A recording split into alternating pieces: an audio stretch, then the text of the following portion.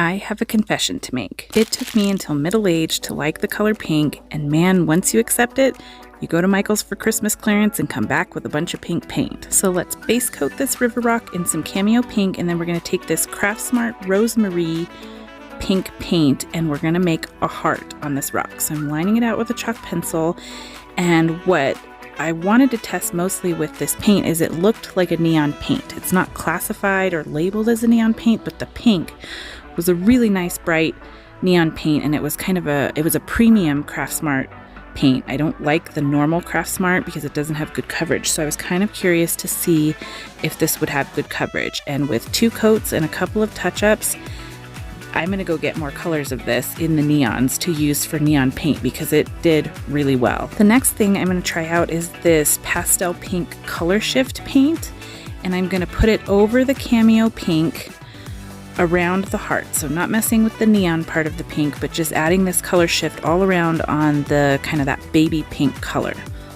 The thing I like about color shift paint is that it can change depending on what base color you put under it.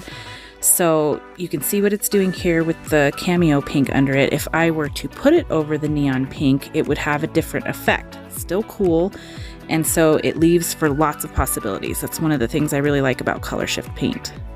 The next step in this design is I'm going to take a dotting tool and I'm going to take white paint and add dots along the edge of the neon pink heart. So nice and evenly spaced. I'm going to go about 1/3 of the way around the heart, and then I'm going to grab a disposable eyeliner brush and some more of that white paint and smooth the line on the inner part of the heart so that it's a straight line rather than seeing those scallops from the dots. So it kind of creates this scalloped border around the heart. So we're going to go around the whole heart and do the same thing.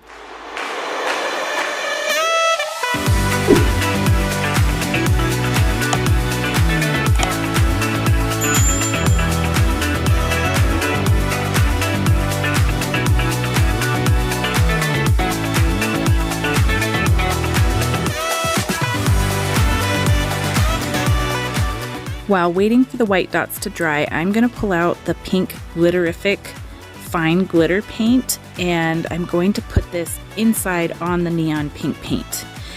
Now you can kind of see the consistency. It's very goopy, kind of like glue. It reminds me of some sort of glue, and craft glue maybe.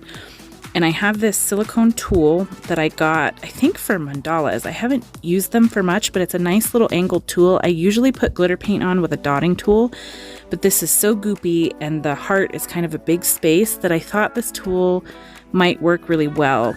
And I'm happy with the way it worked because I kind of had to spend some time not only getting it on there, but actually patting it down to kind of smooth it out so it wasn't lumpy. And one of the tricks that I used for that is that once I got all the glitter paint on there, I dipped the silicone tool in a little bit of water.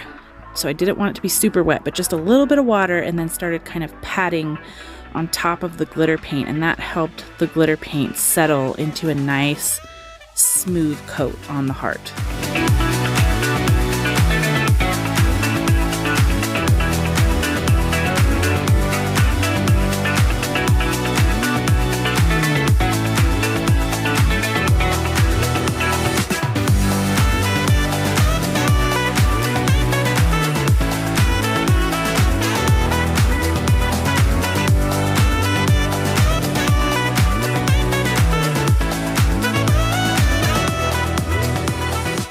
Because this Glitterific paint is so thick and it's on here so thick, I would recommend letting it dry for at least 24 hours before you seal anything with this paint on it. Now I'm going to come back to that scalloped border, and I'm taking the Cameo pink that was the original base coat color on the rock, and I'm taking a smaller nail dotting tool and adding center dots with the pink inside of the white dots, and this creates a beautiful little lace border look, very consistent.